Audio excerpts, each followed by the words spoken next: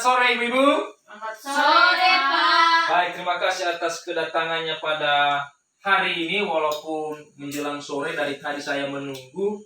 Jadi terima kasih atas kedatangannya dulu, dan sebelum kita memulai pertemuan kita pada sore hari ini, maka salah seorang dari ibu-ibu dulu membawa kita dalam doa. Mari kita berdoa. Tuhan Yesus, berkata-kata Amin. Amin. Baik, terima kasih Ibu Pinti membawa kita di dalam doa. Jadi pada hari ini ibu-ibu seperti biasanya, yaitu kita akan belajar. Semangat ibu-ibu dulu kan? Belajar. Kalau saya bilang nanti PKH, bilang yes ya. Oke? PKH? Yes. PKH? Yes. PKH? Yes. Kalau saya bilang lagi PKH, maka terakhirnya bilang luar biasa ya. PKH? Yes. PKH? Yes. PKH? Luar biasa. Mantap, berikan tepuk tangan dulu. Mantap sekali. Jadi pada hari ini kita akan masuk pada materi yang baru, yaitu pada modul kesejahteraan sosial, yaitu pelayanan penyandang disabilitas berat.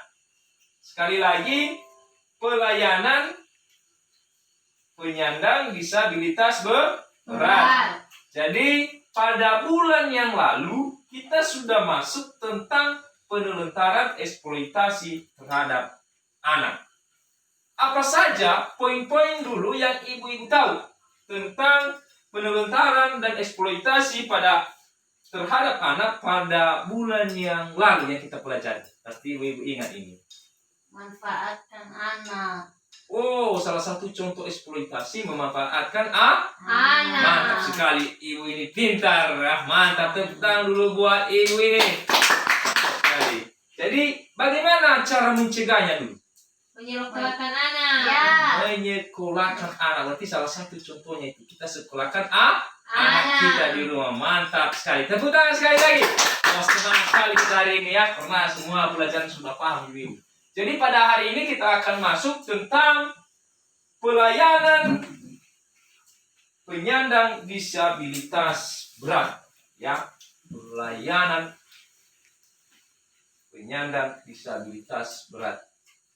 Jadi apa itu dulu disabilitas? Tentu sebelum kita masuk pada pengertiannya, disabilitas ini adalah orang yang cacat. Mungkin sering kita lihat dalam kehidupan kita itu.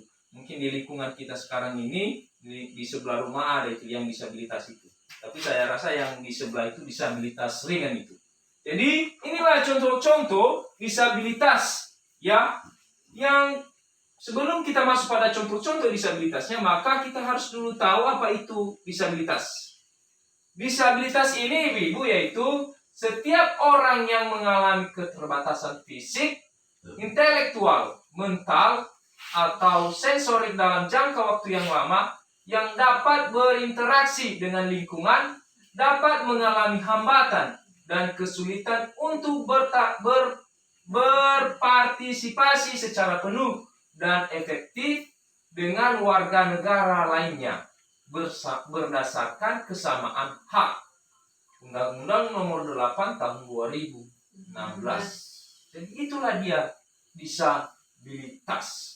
Jadi mengalami keterbatasan mental, intelektual, dan lain sebagainya. Jadi ibu-ibu yang baik, orang yang mengalami disabilitas ini, mereka itu memiliki hak. Ya, apa itu hak disabilitas? Yang pertama, sama seperti kita, berhak untuk hidup. Bebas dari cercaan. Terkadang sama kita mengejek. Ya, jadi jangan seperti itu ya. Yang seterusnya harus mendapat perlindungan, mendapat bantuan hukum, bersekolah, bekerja, hidup sehat, beribadah, berolahraga, bebas dari kekerasan dan eksploitasi, tidak dikucilkan, diperlakukan sama dengan orang lain. Jadi di poin-poin ini kita tahu bahwa hak daripada disabilitas itu sama dengan orang yang normal, orang yang sehat. Ya, mereka juga adalah ciptaan Tuhan. Tuhan. Jadi karena mereka ciptaan Tuhan, maka kita juga harus menghargai itu. Kita sudah paham tadi di depan ini berapa poin-poin hak daripada disabilitas. Jadi disabilitas ini juga ya ada berbagai macam dia, ya, jenis-jenis disabilitas. Yang pertama, disabilitas fisik. Ya, mungkin fisiknya sudah cacat. Disabilitas rungu wicara. Disabilitas mental. Disabilitas netral. Disabilitas intelektual. Ya, disabilitas netral maksudnya ya, bukan netral. Netra, berarti gangguan pada mata itu. Ya, intelektual ini maksudnya kurang akilnya. Ya, mental ini mungkin ada yang gila. Ya, disabilitas fisik ini mungkin ada yang cacat. Ada disabilitas rungu wicara. Disabilitas rungu wicara ini mungkin gangguan pendengar. Ya, gangguan pendengaran mungkin terganggu. Jadi disabilitas berat ini dulu, apa itu disabilitas berat yang harus kita pelajari pada saat ini? Nah, inilah pengertiannya di depan. Perhatikan ibu-ibu. Disabilitas berat ini yang kedisabilitasnya susah atau tidak dapat direhabilitasi, tidak dapat melakukan aktivitas kehidupan sehari-hari, atau sepanjang hidupnya tergantung pada bantuan orang lain dan tidak mampu menghidupi diri sendiri. Membaca pengertiannya saja saya sudah sedih. Apalagi ibu-ibu, ya kan? Iya. Jadi disabilitas berat ini adalah orang yang tidak mampu hidup tanpa bantuan daripada orang lain. Berarti bergantung pada bantuan orang lain. Kalau tidak ada orang lain, dia akan mati. Ya, mungkin di lingkungan kita ini ada nggak seperti itu? Tidak, Pak. Tidak. Tidak. Ada, saya lihat di kecamatan yang lain. Jadi suaminya stroke. Jadi dia nggak bisa ngapa-ngapain. Ya, selain daripada harus ada istrinya untuk membantu. Jadi itulah dia disabilitas berat. Ya. Jadi kalau ketemu seperti itu, mungkin kalau kita ke rumahnya kita harus berpartisipasi dulu. Setidaknya kita membawa dalam doa. Jadi bagaimana juga pelayanan kita, ya, disabilitas ini dalam keluarga.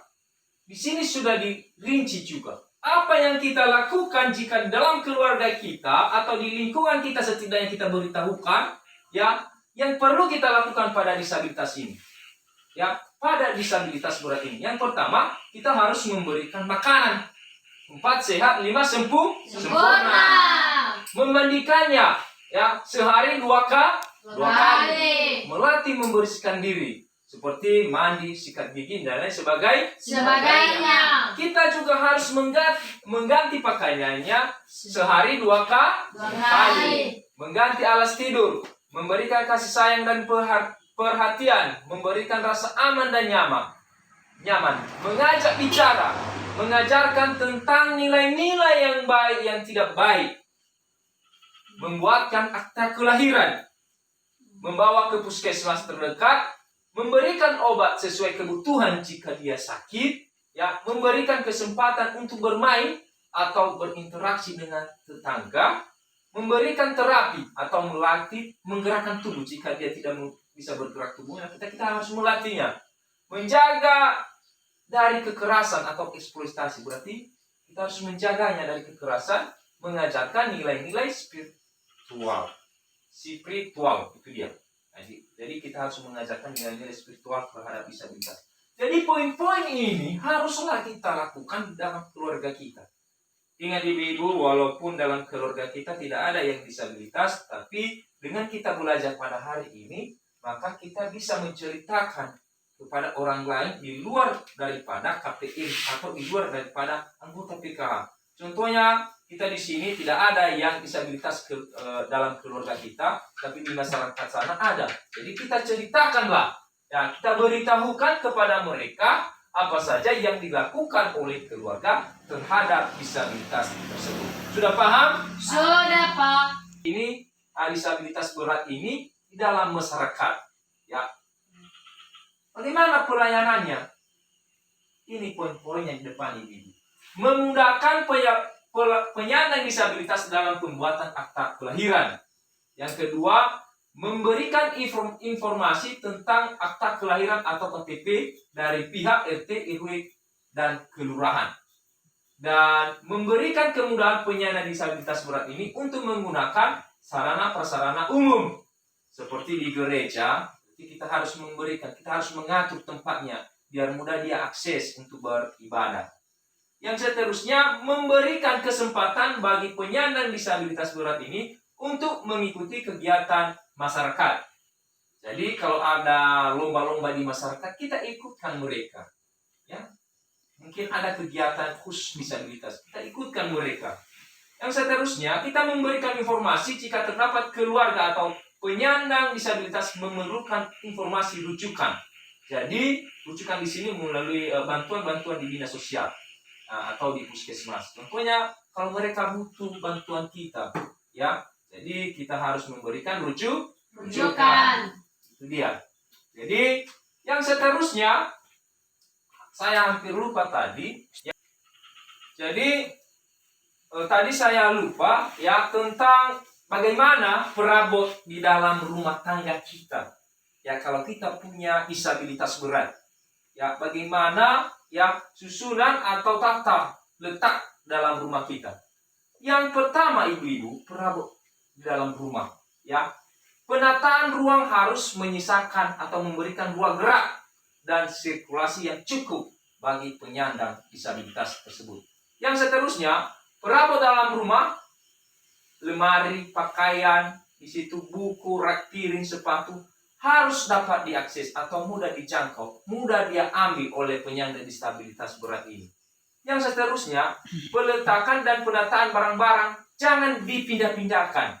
Apabila dipindahkan, harus diinformasikan kepada yang bersangkutan atau kepada disabilitas ini. Yang seterusnya, perlengkapan atau peralatan yang diperlukan dalam PD untuk melakukan kegiatan sehari-hari seperti tombol atau stop kontak pada listrik harus mudah digunakan. Dia. Yang seterusnya, adanya kecukupan ventilasi di dalam rumah. Jadi inilah dia, berarti di dalam rumah kita saja kita harus mengaturnya, perabot-perabot dalam rumah tangga. Jadi ibu-ibu sudah sekian banyak yang saya jelaskan, tetapi hanya 3 kuncinya di sini. Yang pertama adalah penyandang disabilitas itu merupakan bentuk keragaman daripada manusia. Kita pahami itu. Sekali lagi, penyandang disabilitas itu merupakan bentuk keragaman manusia. Itu adalah ciptaan Tuhan. Itu dia. Yang kedua, penyandang disabilitas juga warga negara yang harus dipenuhi hak-haknya. Jadi dia juga adalah warga negara. Yang berikutnya adalah yang terakhir, penyandang disabilitas tidak boleh didiskriminasi. Jadi itulah dia poin-poin kunci daripada materi kita ini. Jadi kalau ada yang ingin ditanyakan, saya berikan kesempatan. Ada? Ada, Pak. Oke, karena tidak ada, berikan dulu tepuk tangan dulu buat ibu-ibu. Sudah paham apa yang saya jelaskan? Sudah, Pak. Ini salah seorang dari ibu. Ya, kita akan akhiri ini dan Ibu Vinti membawa kita di dalam doa. Mari kita berdoa. Amin. Amin.